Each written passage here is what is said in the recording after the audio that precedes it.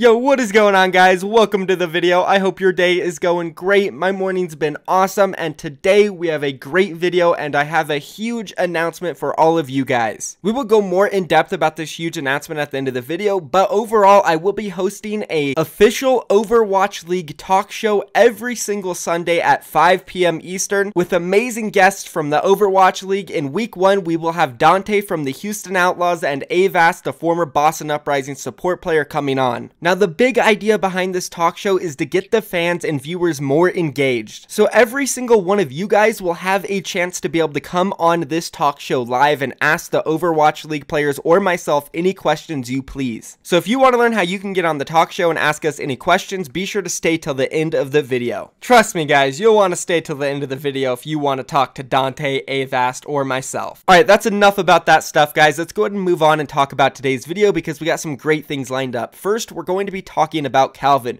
The question today is Calvin the greatest player so far that has not played in the Overwatch League? Then moving on, guys, we're discussing OGE. Apparently, he has gotten an offer previously to join the London Spitfire, but instead decided to join the Dallas Fuel. We'll take a look at that and talk about OGE. Then moving on to the very last topic of the video, guys, we're going to be taking a look at this incredible play that was made in European Overwatch Contenders. It had to be the most genius thing I've ever seen, and so many pro players are raving about it. Sorry about the intro being a little bit longer in this video, guys. We are going to be keeping it under a minute. It was just the big announcement I had to say at the beginning of the video. Last thing, if you guys want to stay updated on any and everything Overwatch League related, this is definitely your channel, so subscribe right now, and let's go ahead and hop into it, starting off with Calvin. So there's a lot of great players in Overwatch who have not played in the league yet. Most of them are sitting under the age of 18, and they're just not eligible yet, and they're playing in a bunch of contenders teams, like specifically Who Are You, who we discussed the other day, Alarm, who was also an incredible player on the Philadelphia Fusion's university roster. There's a ton of talent in Korea who are under 18. We have Sugar Free, who is currently 13 years old and playing on an Atlanta Academy in Overwatch North American Contenders. So there is a fair share of very talented players currently under 18 that are not eligible for the league. But we're going to avoid active professional players when we talk about Calvin here, because he's currently not a professional player. He's just a high-level streamer, and those professional players are more than likely going to be joining the Overwatch League once they turn 18. And sure, there are some other high-level streamers who aren't professional players. We have Gale, Emong, and I am sure there are a few more, but until this most recent offseason, Defran was the best player that we thought we would never see join the Overwatch League. Now that he is in the Overwatch League, I think the reins have been passed down to Calvin. And this was the exact thought that hit me as soon as I seen this incredible clip of him destroying Overwatch League players, and not just Overwatch League players, all-stars. We're talking about Sabiolby from New York Excelsior and more in this crazy clip on Iconworld. Let's roll it. I have beat. Can we speed our McCree? I'm gonna hide in here. Lucio's right. Wait.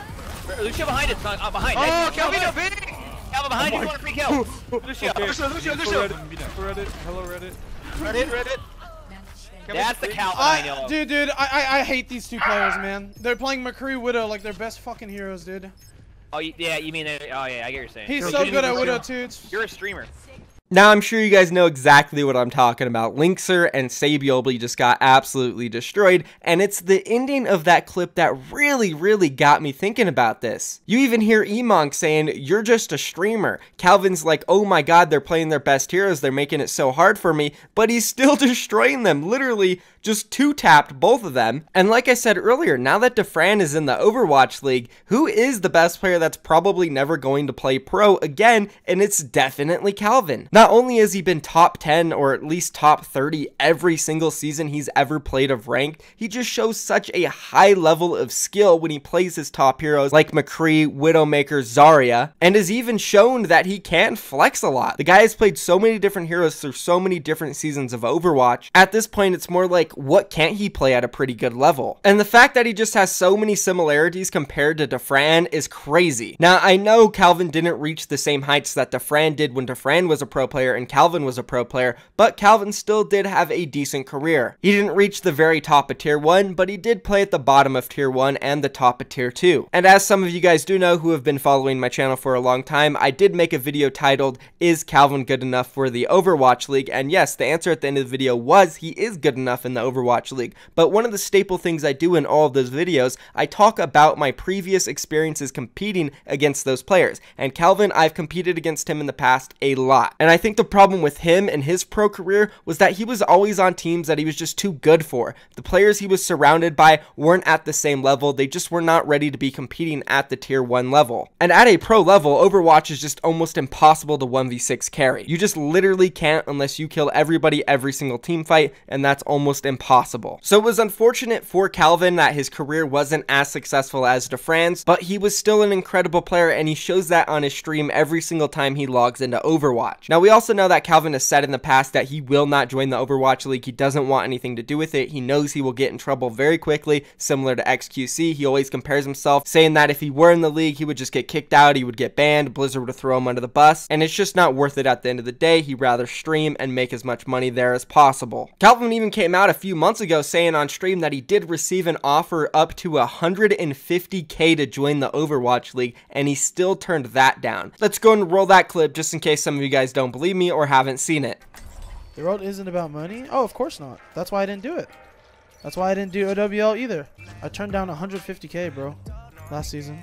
So there it is, boys. Calvin definitely did turn down a $150,000 offer to join the Overwatch League, so that just shows that he doesn't want to join for the reasons I listed earlier. It's unfortunate because he has now taken the reins over from DeFran as the best player in all of Overwatch, who will probably never join the league, and that's not going to change until he either joins or somebody else comes up and proves that they're amazing at the game and they don't want to join, which is very unlikely. It's a huge opportunity, and the only major reason not to join is if you have another successful avenue of money coming in, aka being a huge streamer or a huge YouTuber. So again, that is very unlikely. So that's kind of where we're at now, guys. There's no point in talking about this anymore. I personally believe Calvin is definitely the best player in all of Overwatch that will never join the Overwatch League. Be sure to leave a comment down below letting me know what you guys think about this topic. The main reason I wanted to talk about it was that clip. The ending just hit me and made me realize that Calvin is never gonna join the league, and he's so damn good. We're missing out on so much potential there. Leave a comment down below letting me know if you agree or disagree. If you do disagree, let me know which player you do believe is the best that will never join the Overwatch League. Anyways, that's it for this. Let's move on and talk about OGE, Dallas Fuel, and London Spitfire. Yes, that's right, guys. As I said at the beginning of this video and in the title of this video, OGE almost joined the London Spitfire, and he said this on his stream earlier today. Let's roll it.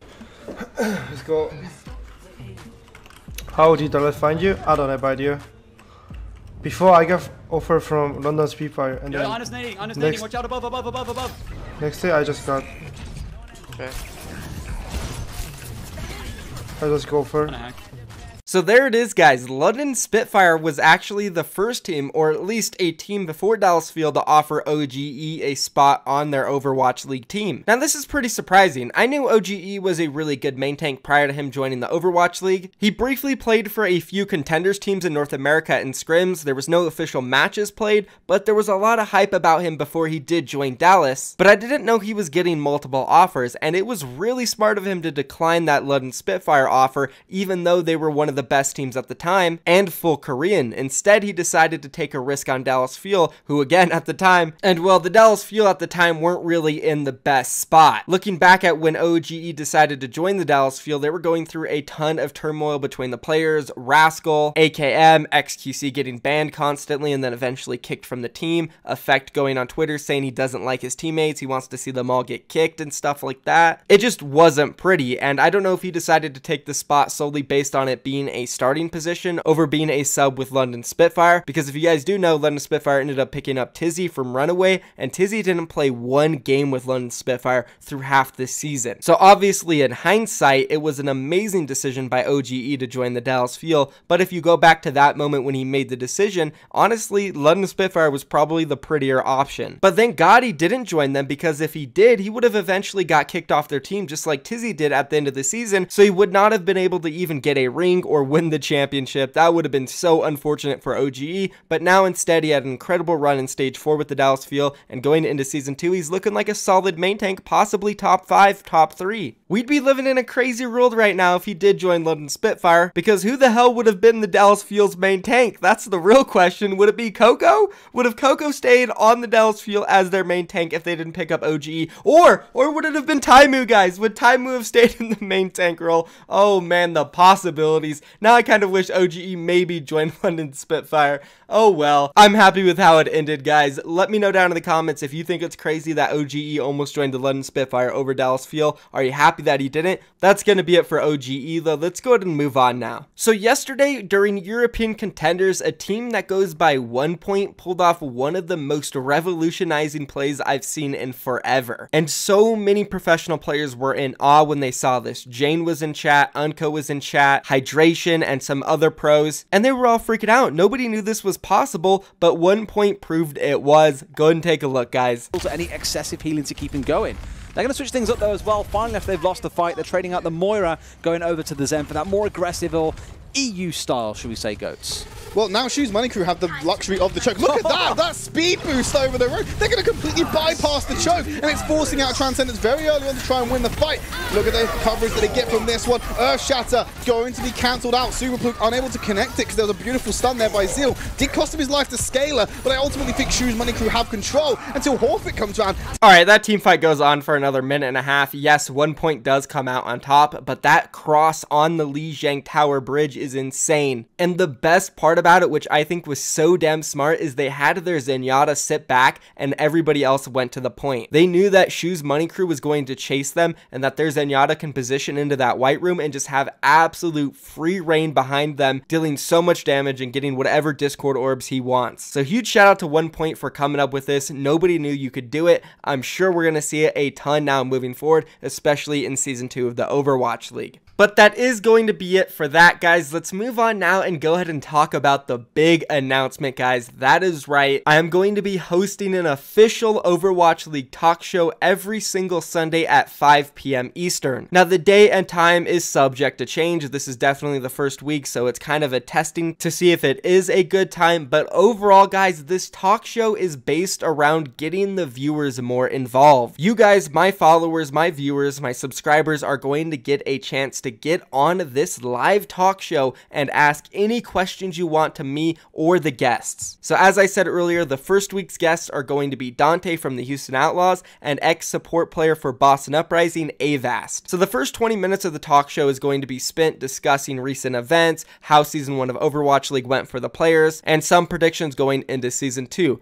Then transitioning into the next 20 minutes, we're going to make it more about you guys. And I know you guys are wondering now, how are you going to make it about us? How do we get involved in this? How do we get on the live show? So I will be using a new streaming software that allows me to invite anybody onto the talk show by the click of a button. So whoever that link is sent to can click it and then appear on the talk show with their microphone and webcam, or just the mic, and ask us any questions you want. But it's not going to be easy getting on the talk show. Every single week we will have 10 predetermined guests coming on to ask these questions. And a way to become a predetermined guest is through my YouTube channel and my Twitter feed. So if you want to be on the talk show, you have to watch my videos every single day. I will be throwing in random questions at a random time, and the first person to send me a Discord message with the answer who has a microphone will be selected to ask questions. So real quick to recap how you can get on the show. You must be subscribed to my YouTube channel with post notifications on, because obviously that's the fastest way to get the video. Then you have to watch the entire video and find the random question, which might be at 3 minutes, 4 minutes, 7 minutes, 1 minute, just some random time. And once you hear the question, it will be Overwatch League related. You got to figure out the answer. Then you send me the message on Discord. If you're wondering how to message me on Discord, you have to be on my actual Discord. The link will be in the description, and you can message me there from my server. Again, the first person or first couple people, however many I want to pick from that question, will be selected to ask questions. So say for example, in a video at 7 minutes, I say which team won stage 2 of the Overwatch League. You will then message me on Discord with the answer. If you are the first person, I will let you know. If you don't get a response from me, you're probably not the first person, and I couldn't get around to messaging you all back because I'm going to get thousands of messages. And then the second way to get on will be through Twitter. I will randomly tweet out questions, and the first person to respond there will be able to come on the show. So those are the two ways. You have to follow the Twitter, you have to subscribe to my YouTube channel with post notifications on, so make sure to click that bell when you subscribe. And I will ask you guys for proof that you are subscribed and following me on Twitter, so make sure you do those. Answering the questions, following, and subscribing with post notifications on are the only way to get on the show. And you damn well know you want to hop on there and ask Dante, Avast, or me whatever questions you want. So there it is, guys. That's the announcement. I think it's an amazing idea. I've been working on it for a few months now. As you guys know, I've been hyping up a big announcement, and I just think it's so damn cool because it involves you guys so much. It's a really cool way to get everyone to interact with each other and get you guys a chance to meet actual Overwatch League players. And now I'm going to reward everyone who stayed here for the very end of the video. That's right, boys. I am going to be asking the very first question. So if you want to get onto the talk show,